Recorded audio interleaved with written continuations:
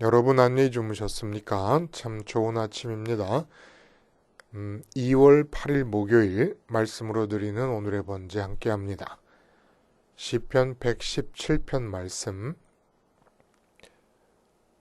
전체 시편에 150개의 시가 들어있어요. 근데 그 중에서 제일 짧은 시가 되겠습니다. 1절과 2절, 2절밖에 안 되는 부분 함께 읽습니다. 시작. 너희 모든 나라들아 여호와를 찬양하며 너희 모든 백성들아 그를 찬송할지어다. 우리에게 향하신 여호와의 인자하심이 크시고 여호와의 진실하심이 영원하미로다. 할렐루야. 오늘 이 시편 117편 말씀 중심으로 모든 차이를 무력케 하는 요소라는 제목의 하나님 말씀 증거합니다. 모든 차이를 무력케 하는 요소. 그냥 제가 듣거나 아니면 직접, 그러니까 간접적으로 소문을 듣거나 제가 직접 들은, 당사자들에게 직접 들은 경우들을 다 한번 얘기를 해보자면 이렇습니다. 해외 사시는 교포의 경우 2세나 3세들은 사실은 겉만 코리안인 경우가 많아요. 그래서 어느 날 떡하니 배우자감이라고 데리고 와서 인사를 시키는데 아들이 인도 여자를 데리고 옵니다. 딸이 프랑스 남자를 데리고 옵니다. 또 딸이 필리핀 남자를 데리고 옵니다. 아들이 미국 백인 여자를 데리고 오고 또 딸이 미국 흑인 남자를 데리고도 옵니다. 이게 다 지금 간접적으로 듣거나 제가 직접 고민을 들은 그런 경우들이에요. 부모님들은 대체로 반대를 해요. 아직 우리가 완전히 편견을 못 벗어나서 그런지는 모르겠습니다만은 그래도 전반적으로 제가 느끼는 것으로 보자면 백인일 경우에는 반대가 제일 약합니다. 근데 이런 식의 반대, 단지 편견 때문만은 아니다라는 느낌이 들어요. 그러니까 남의 일로 생각하기에는 딱한 처지가 있다는 거예요. 딱한 부분이 있다는 겁니다. 실제로 함께 가족이 되어 살기가 여러 가지로 불편함이 나타난다는 거예요. 자라온 배경이 너무 달라요. 당장에 저는 된장, 청국장 없으면 못 사는 사람인데 그거 어떡할 거예요 이제? 응? 청국장을 어떻게 끓여 먹어요? 된장은. 프랑스 사위가 온다는데 김치에 마늘과 젓갈을 넣어야 되는지 말아야 되는지 여러분 어떻게 하시겠어요? 시할아버지, 시할머니가 계시는 가운데서도 그저 우통을 훌러덩 벗어 제끼고 자기 남편이 귀엽고 이쁘다고 얼굴 붙잡고 뽀뽀해야 되는 이 백인 여자 며느리, 이게 다 어떻게 감당할 겁니까? 근데 이런 현상적이고 피상적인 불편함은 아무것도 아닐 수도 있어요. 근본적으로 사물을 대하는 사고나 세계관 자체가 다를 수도 있습니다. 요즘 이 18만 명밖에 안 되는 강릉, 소도시 아닙니까? 대한민국 안에서도. 근데 이 작은 도시에 동계올림픽 때문에 전 세계에서 사람이 몰려왔습니다. 그리고 북한까지 참여하게 되었다 그래요. 가는 곳마다 망국기가 펄럭거리고 있어요. 산책을 나가도 장을 보러 마트에 가도 온갖 나라 사람들이 꼭 눈에 띕니다. 기자들인지 선수들인지 관계자들인지 알 수가 없습니다만은 하여간 여기저기 보여요.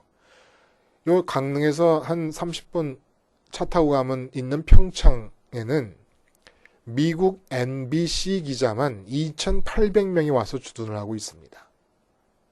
각국 방송 기자들이 활동하기 위해서 만들어 놓은 미디어 건물의 크기가 어마어마해요. 어마어마해요. 근데 신기한 것은 그 많은 각기 다른 이름의 나라 사람들이 이 작은 세상에 알려지지도 않은 강릉이라는 도시에 모여서 3주어간을 같이 한다는 것이 너무 신기하다는 거예요. 강릉에 사는 사람의 입장으로서 볼 때. 근데 뭐 100개국 가까이 90여 개국의 사람들이 모인 거 아닙니까? 뭐 다 다르죠. 다 달라.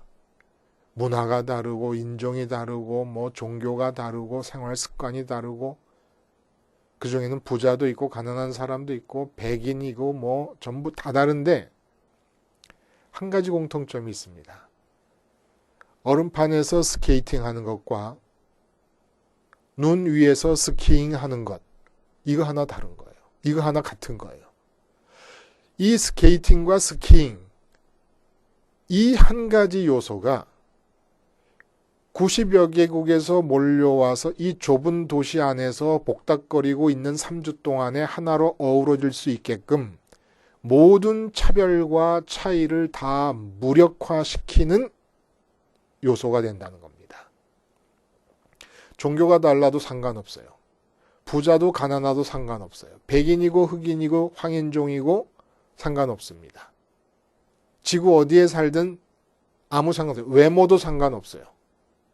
단지 스케이팅을 하고 스키잉을 한다는 그 하나만의 이유로 다 함께 어우러져서 3주를 이 작은 도시 안에서 보낸다는 거예요. 하나로 이렇게 어우러지려면 차별과 차이를 무력하게 만드는 요소가 반드시 있어야 된다라는 거예요. 안 그러면 차이는 차별이 되고 아무리 다양성을 존중한다 그래도 인간의 죄성으로 인해서 모든 차이는 차별로 변할 가능성으로 잠재하고 있는 것입니다. 잠복기간인 거 마찬가지죠. 말씀드린 대로 전체 150편의 시들 중에서 가장 짧은 시예요. 근데 내용은 가장 짧은 시답지 않게 아주 스케일이 방대합니다. 전 세계 모든 나라 모든 백성들에게 하나님을 찬양할 것을 촉구하고 있습니다. 그리고 그러한 찬양의 이유를 여호와의 크신 인자하심과 영원한 진실하심으로 밝히고 있습니다. 인종이 다르고 종족과 문화와 종교가 전혀 다른 도저히 조화가 불가능해 보이는 이질적인 문화와 종교에 속한 수없이 다양한 모든 백성들이 대체 어떻게 이스라엘의 여호와 하나님 한 분만을 찬양하게 될 수 있을 것이라고 믿고 이렇게 말할 수 있는 것인지 의아하다는 거예요. 예? 선민의 나라인 유대 문화와 너무나도 다른 이질적인 이방 문화에 젖어 사는 세상 모든 사람들에게 여호와를 찬양하라는 것은 제가 비유를 들었습니다마는 경상도 며느리가 이제 전라도 대가족 집안으로 시집을 왔어요. 그러니까 잔치가 벌였습니다. 예? 잔치가 벌어졌어요. 근데 처음 인사하느라고 곱게 한복 입고 온 경상도 며느리에게 이거 뭐 저온 숙성이 잘 된, 그래서 그냥 암모니아 냄새가 절정을 이루는 잘 삭힌 홍어 크게 썬 것을 한 점 그냥 초장에 축 찍어가지고 이 짓궂은 삼촌들이 얼굴이 빨개져가지고 홍조를 띠고 있는 이 며느리 입에다 들이대면서 먹으라고 그냥 막 강요를 하는 겁니다. 유대 나라 이스라엘의 하나님 여호와를 만백성이 찬송하라고 촉구하는 것은 이런 일과 크게 다르지 않는 것 아니냐라는 거예요. 그러니까 기독교를 향해서 세상 사람들이 뭐라고 얘기합니까? 독선적이다. 배타적이다. 다른 종교를 인정하지 않는다. 어떻게 불교 신자들에게 여호와를 찬양하라는 말을 할 수가 있느냐? 응?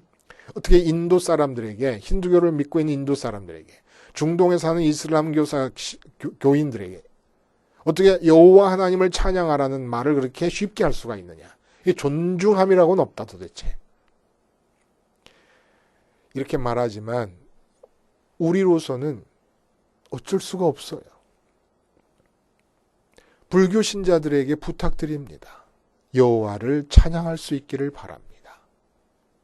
이슬람 교도들에게, 힌두 교도들에게, 저기 아프리카 오지에 살고 있는 원주민들에게, 필리핀이나 동남아시아의 저 숲속에 살고 있는 원주민들에게 부탁합니다. 여호와를 찬양하실 수 있기를 바랍니다. 그리고 여호와를 찬양하셔야만 할 이유가 있다는 거예요. 문화와의 차이에 상관없이, 종교의 차이, 인종의 차이, 계층의 차이 상관없이 여호와만을 찬양해야만 되는 이유가 있다는 겁니다. 사도 바울이 이 시편의 1절을 로마서 15장에 인용을 합니다. 근데 어떤 맥락에서 인용을 하냐면 이방인들이 여호와를 섬기게 될 것을 예언적으로 언급하는 부분에서 이 부분을 인용을 하는 거예요. 근데 그 부분을 여러분 한번 로마서 15장 9절부터 쭉 그 다음에 이어지는 부분들을 읽어보면 이방인들이 여호와 하나님을 찬양하는 일에 가담하게 될 때 그 이방인들의 심리적인 상태가 있습니다. 그게 즐거움이고 기쁨이라고 얘기하고 있는 거예요. 기쁨이라고 하는 단어가 아주 중요하다는 겁니다. 그러니까 여호와를 찬양하라는 얘기는 여호와로 인해서 기뻐하라는 얘기입니다. 전문 가수들은 찬양을 할 때 자기 마음이 슬퍼도 부르는 노래가 기쁨의 분위기면 기쁨을 연기해야 돼요. 자기 마음이 기뻐도 노래가 슬픈 노래면 슬픔을 연기해야 됩니다만은 하나님을 찬양하라고 하는 이 촉구에는 기쁨이 전제되어 있는 겁니다. 하나님으로 인한 기쁨이 없으면 찬양이 무의미해지는 거예요. 이 기쁨이라고 하는 것이 모든 차별과 차이를 무력화시키는 공통적인 요소라는 거예요. 왜 그런가? 하나님께서 이 기쁨을 당신의 입으로 직접 표현한 구절이 있습니다. 예수님께서 세례받고 올라오실 때, 예수님께서 변화산에서 변모된 모습을 띄셨을 때, 그때 하나님이 똑같은 말씀으로 기쁨을 표현하는데 뭐라고 얘기하십니까? 이는 내 사랑하는 아들이요 내 기뻐하는 자다 하시니라. 또 변화산에서도 이는 내 사랑하는 아들이요 내 기뻐하는 자니 너희는 그 말을 들으라 하시는지라. 기쁨을 얘기하셨습니다. 근데 이 기쁨이라는 걸 관계 안에서 표현하시는 거예요. 예수님과 하나님 자신과의 관계를 어떻게 표현하셨냐면 사랑과 기쁨이라는 두 단어로 표현을 하신 겁니다. 내가 사랑하는 아들이요 내가 기뻐하는 자다. 아들이라는 것은 예수님의 지위, 하나님과의 관계에서 지위를 말씀하시는 것이고 사랑과 기쁨이라는 두 단어는 예수님, 아들이신 예수님과 아버지이신 하나님 사이의 관계의 질을 규정하는 겁니다. 관계의 속성을 얘기하는 거예요. 그게 사랑과 기쁨이라는 거예요. 그게 사랑이 뭔가 봤더니 요한복음 14장이라든지 17장 같은 곳을 보면 내가 아버지 안에 있고 아버지가 내 안에 계심을 믿으라는 말씀을 자꾸 하십니다. 이게 사랑의 내용인 거예요. 그래서 예수님을 믿는 사람들도 아버지와 예수님이 예수님과 아버지가 하나인 것처럼 하나가 되게 해주시옵소서라는 말씀을 기도를 드립니다. 사랑이 뭡니까? 서로가 서로를 채워주는 것이 사랑이에요. 애인이 생겼으면 애인이 내 마음을 채워주고 내가 애인 마음을 채워줍니다. 그렇게 채움의 사랑이 일어나게 되면 뒤따라오는 것이 뭐예요? 그게 기쁨이라는 거예요. 근데 이 사랑과 기쁨이라고 하는 관계가 사랑과 기쁨이라는 단어로 규정되는 이 관계는 만국 공통이라는 거예요. 만국 공통. 저기 아프리카 오지에 살고 있는 원주민들도 기쁨이라는 감정을 갖게 됩니다. 근데 그걸 사랑의 관계에서 갖게 된다는 거예요. 무엇인가가 그들의 마음에 채워져야 된다는 겁니다. 불교인도 마찬가지고 힌두교인도 마찬가지라는 거예요. 그리고 이런 나라와 인종 간의 차이뿐만 아니라 한 나라 안에서도 우리는 TV에서 뉴스를 보면서 여당 편인 사람, 야당 편인 사람 갈라집니다. 그러나 야당이든 여당이든 그들에게 똑같이 적용될 수 있는 것은 그들이 관계를 맺을 때 그들이 맺는 관계의 특성은 사랑과 기쁨이라는 거예요. 심지어 이것이 사람과 사람과의 관계뿐만 아니라 사물에 대한 관계에서도 이 관계가 적용돼요. 이거는 돈을 만약에 내가 사랑한다 그러면 내가 돈을 채울 수는 없지만 돈이 나를 채워줌으로써 기쁨이 생긴다 하는 이 관계의 속성은 그대로 유지가 되고 있다는 겁니다. 그래서 여호와 하나님을 만국 백성이 찬양하라라고 하는 촉구하는 이 말씀의 밑바탕 속에는 홍오회를 경상도 며느리에게 매기는 이런 무지한 촉구를 하고 있는 게, 무작스러운 촉구를 하고 있는 게 아니라는 거예요. 경우에 어긋나는 촉구를 하고 있는 게 아니라는 겁니다.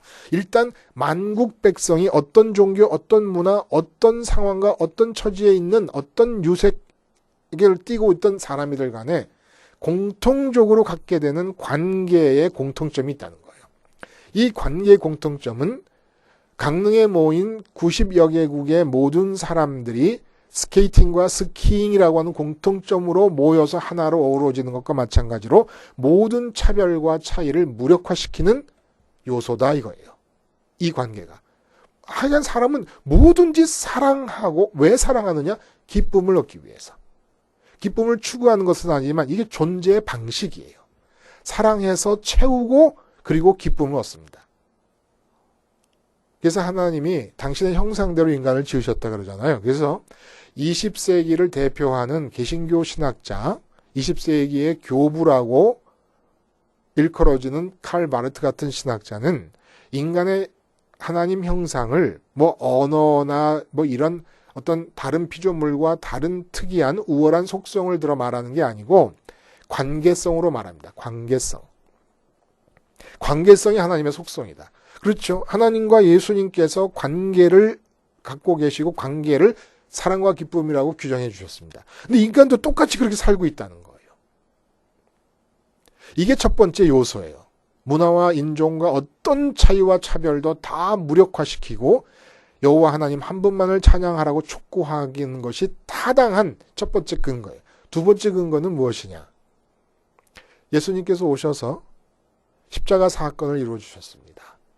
이건 왜 십자가 사건을 이루셨냐? 죄가 십자가에서 사해질 수 있는데 그 죄가 뭐냐면 이 세상 안에서 그 본질적으로 관계 맺는 그 일을 했던 거예요. 기쁨이 주어지는 사랑의 대상을 이 세상 안에서 찾은 거예요. 이게 죄예요. 이게 죄. 어차피 사람은 말씀드렸듯이 하나님 사이즈로 마음의 공백을 갖고 있습니다. 이게 공통된 모든 인간에게, 인간이라고 하면 어떤 오지의 원주민이라 할지라도 문명의 혜택과 완전히 끊어진 그런 곳에 살고 있는 사람들이라 할지라도 인간인 한에는 하나님이 당신 사이즈, 당신이 들어가실 수 있을 정도 크기의 마음의 공백을 넣어서 만드셨다는 겁니다. 그래서 그러한 공백이 있기 때문에 기쁨이 생길 수 있는 사랑의 대상을 계속 찾아요. 근데 죄가 뭐냐면 이 세상 안에서 그걸 찾는 거예요. 그래서 주님이 십자가에서 용서해 주셨어요. 그 십자가에서 용서해 주셨는데 그걸 끝났냐? 주님이 부활하셨네요. 그리고 승천하셨습니다. 다시 말해서 세상 밖에 계신 하늘에 계신 하나님을 기쁨으로 귀결되는 사랑의 대상으로 삼으라고 부활하시고 승천하신 겁니다. 그러니까 하나님은 세상 밖에 계시는 거예요. 우리는 어차피 기쁨으로 귀결되는 사랑을 하며 살 수밖에 없습니다. 그 인간이에요. 왜냐하면 마음에 공백이 있기 때문에 사랑을 통해서 채움을 얻어야 되고 채움으로써 만족과 기쁨을 얻으며 살 수밖에 없게 돼 있어요. 만국 공통입니다. 만백성이 공통적이에요. 근데 예수님께서 십자가에서 죽으시고 부활 승천하심으로써 우리 비어진 마음을 세상 안에서 공백을 채우기 위해 사랑에 목말라 하던 우리들의 마음을 하늘로 끌어올라가시면서 하늘에 계신 하나님을 대상으로 삼도록 길을 열어두셨습니다. 근데 이 세상에서 찾을 때는 우리의 대상도, 사랑의 대상도, 기쁨으로 귀결되기 위한 사랑의 대상도 문화적 차이의 영향을 받을 수 있고 종교적 차이의 영향을 받을 수도 있고 가정의 차이의 영향을 받을 수도 있습니다. 근데 문화적, 종교적, 인종적 차이, 모든 차이는 육체에 근거된 거예요. 이 세상 안에 한정되어 있고 근데 하나님은 세상 밖에 계십니다. 세상 밖에 계시는 분을 사랑할 수 있도록 길을 열어놓으시는 바람에 이 세상의 차별이 아무 효과를 발휘할 수 없도록 만들어버리신 겁니다. 기쁨으로 귀결되는 사랑을 해야만 사는 것이 만국 공통인데 만국 공통이라도 대상을 선정함에 있어서 문화적 차이, 종교적 차이, 인종적 차이, 여러 가지 습관의 차이에 의해서 차별이 생길 수가 있어요. 근데 예수님께서 그 대상을 세상 밖에 있는 하나님으로 소개하시고 하나님으로 정해주심으로써 그나마 대상에서의 차이조차도 다 무력화돼 버리고 말았다는 겁니다. 근데 그런 하나님을 인자하심이 크고 진실하심이 영원하다고 얘기를 하는 거예요. 2절에. 그건 무슨 얘기일까? 인자하심이 크다는 게 무슨 얘기입니까? 하늘들의 하늘이라도 받아들일 수 없을 만큼 크신 하나님께서 당신 자신을 그 큰 우주 속에 티끌도 안 되는 나 한 사람의 마음 안으로 들어오시겠다고 당신 자신을 우리에게 사랑의 대상으로 제공해 주시는 것. 이게 크신 인자하심이라는 거예요. 참 신비하죠, 여러분? 뭐가 신비하냐? 하늘들이 있어요. 그러니까 뭐 쉽게 이렇게 생각합시다. 태양계가 이 우주 안에 몇 개가 있을까요? 은하계가 몇 개가 있겠습니까? 수도 없이 많아요. 근데 그 은하계를 다 덮고 있는 그런 하늘, 그 하늘도 하나님을 용납하지 못할 만큼 크신 하나님이 그 우주 속에서 티끌도 안 되는 우리 인간 한 사람에게 들어오신다는 이 신비를 이해하겠습니까? 분명히 주님이 말씀하신 거예요, 이거는. 하늘들의 하늘보다 더 크신 분이 하나님이라는 것도 성경의 증언이고 그렇게 크신 하나님이 내 안에 들어오신다는 것도 성경의 증언입니다. 주님이 말씀하시잖아요. 나를 믿는 자들이 주님과 하나님 아버지가 하나인 것처럼 모두가 하나가 되게 해주시옵소서. 그 하나라는 건 어떻게 하나가 되느냐? 주님이 아버지 안에 아버지가 주님 안에 있듯이 내 안에 하나님과 주님이 계심으로써. 신비로운 거죠. 그래서 인자하심이 크다는 거예요. 당신 자신을 제공해 주시겠다는 겁니다. 근데 우리는 돈 좀 더 주세요. 건강 좀 하게 해주세요. 출세하게 해주세요. 명예를 얻게 해주세요. 승진하게 해주세요. 결혼 잘하게 이런 것만 구하고 있는 거예요.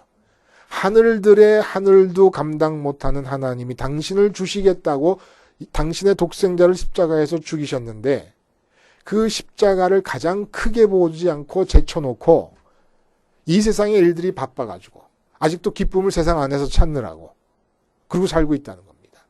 그래서 진실하심이 영원하다는 얘기는 또 무슨 얘기입니까? 진실하심은 왜 진실하심이냐? 예를 들어서 내가 기쁨으로 귀결되는 사랑의 대상을 찾아 헤매는 이 공백의 마음을 갖고 있다가 길에서 어느 여자를 딱 발견하고는 홀딱 반했습니다. 그래서 그 여자분을 쫓아가서 구애를 한 끝에 드디어 허락을 받고 연애를 하게 됐어요. 결혼까지 했습니다. 근데 이 진실하지 않은 거예요. 뭐가 진실하지 않느냐. 이 여자하고 결혼만 하면은 나는 행복은 끝난 문제인 줄 알았어요. 만족과 기쁨은 끝난 문제인 줄 알았거든요. 근데 3년 딱 살고 났는데, 이건 아니야. 예? 그래서 그렇게 열렬히 좋아했던 여자하고 결국은 법정에 서서 이혼을 하는 지경까지 되더라 이겁니다. 돈 마찬가지예요. 돈 10억 벌면 만족하고 기쁠 줄 알았어요. 근데 안 돼요. 다 속이는 거예요. 이 세상에서 기쁨으로 귀결되는 사랑을 위해서 내가 채택한 모든 사랑의 대상들은 단 하나의 대상도 진실한 대상이 없습니다. 여러분의 남편과 여러분의 아내도 마찬가지, 여러분의 자식도 마찬가지고 이 세상에 있는 어떤 것도 마찬가지예요. 돈도 마찬가지고 건강도 마찬가지고 출세도 마찬가지고 직장도 마찬가지예요. 다 진실하지 못해요. 궁극적으로 여러분에게 기쁨을 주지 못합니다. 여러분은 그렇게 믿었건만 기쁠 거라고 만족할 거라고 믿었건만 궁극적으로 기쁘면 안 돼요. 왜 그렇습니까? 우리가 이 세상에 있는 어느 한 대상을 기쁨으로 귀결되는 사랑을 위하여 선택하고 채택합니다. 그러면 하나님 크기, 하늘들의 하늘이라도 감당 못할 만큼 크신 하나님을 모셔드리도록 만들어진 우리의 마음은 우리가 이 세상 안에서 사랑의 대상으로 채택한 그 대상의 크기만큼 수축되어 버립니다. 바짝 긴장하고 쫄아듭니다. 왜 긴장합니까? 그것을 얻어야 되기 때문에. 그것이 내게 기쁨과 만족을 줄 수 있다고 믿는데 그것을 내가 못 얻게 되면 난 망하는 것이니까. 제일 두려운 게 뭐라고요? 내 빈속을 채울 수 없는 상태가 되는 게 제일 두려운 겁니다. 육체의 죽음도 두려운 게 아니에요.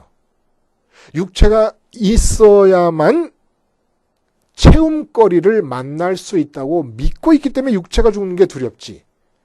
그래서 세상 밖에 계신 하나님으로 마음을 채운 자들은 육체가 두렵지 않습니다. 육체의 죽음이 두렵지 않아요.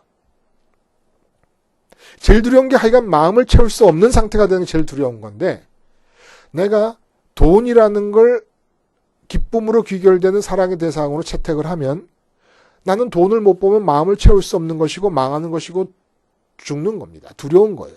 그러니까 긴장할 수밖에 없어요. 돈을 벌 수 만족할 만큼 벌 때까지. 돈을 벌었다 칩시다. 돈을 벌어서 수축한 마음 안벽에 돈이 가득 차고 꽉 끼게 되면 그걸 만족감이라 그래요. 꽉 차는 듯한 느낌이. 만족감이 느껴지면 어떻게 돼요? 긴장하고 있던 마음의 수축력이 풀어집니다. 풀어지면 어떻게 됩니까? 하나님 사이즈 크기로 되돌아갑니다. 그러면 코끼리, 아니 매머드, 맘모스 한 마리가 100일 동안 굶다가 땅콩 하나를 먹은 것과 똑같은 효과가 나타나는 거예요. 돈이면 만족할 줄 알았지만 수축했기 때문에 하나님 크기의 마음을 돈 크기만큼 수축시켰기 때문에 돈을 벌었을 때 마음 벽에 닿았지만 만족하면서 긴장감이 풀어지고 수축력이 풀어지고 나면 본래 하나님 크기로 되돌아가니까 100일 동안 굶은 맘모스 뱃속에 들어간 땅콩 한 알보다도 더 작은 게 돼버리는 겁니다. 그러면 더 많은 돈을 요구하든지 아니면 다른 걸 또 추구하게 돼 있어요. 추구하면 또 수축합니다. 그 얻으면 또 풀어집니다. 진실하지 않다는 거예요. 왜? 사람의 마음은 하나님 사이즈로 만들어졌기 때문에. 그래서 하나님이 진실하시다는 얘기는 무슨 얘기다? 영원토록 진실하시다. 영원이라는 시간이 들어가 있어요. 어떤 것도 마음이 붙잡고 있고 손으로 쥐었다 해서 영속적으로 만족을 줄 수 없습니다. 다 내 스스로가 속는 거예요. 하나님만은 그 하나님을 기쁨으로 귀결되는 사랑의 대상으로 삼았을 때 영원히 지속되는 기쁨을 주신다는 겁니다. 영원히 하나님으로 채움으로써 기쁜 상태. 이 영생입니다. 영생. 영원한 기쁨이 내게 주어지는 것. 이게 영생이라는 거예요. 그래서 만국 백성이 기쁨으로 귀결되는 사랑을 하며 살 수밖에 없기 때문에 여호와를 찬양하라 한 것이고 그 사랑의 대상을 선택하고 채택하는 상황에 있어서 주님께서 이 세상, 육체로 살고 있는 이 세상 밖에 계신 하늘에 계신 하나님을 대상으로 삼을 수 있는 길을 열어놓으셨기 때문에 만국 백성들이 그토록 다른 문화적, 종교적, 인종적 가지각색의 차별과 차이에도 불구하고 여호와 하나님 한 분을 찬양할 수 있다는 것입니다. 그러므로 말합니다.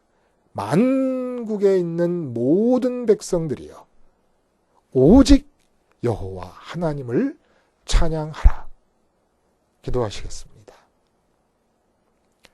하나님 아버지, 십자가 생활화를 통하여 이 세상에 대해 죽을 때 이 세상 속에서 갖게 된 모든 차별과 차이까지도 다 죽게 하심으로 그런 눈으로 사람을 보며 십자가를 전하게 하시고 그들과 내가 함께 여호와를 찬양하며 영원한 기쁨을 땅에서부터 누릴 수 있게 하여 주시옵소서.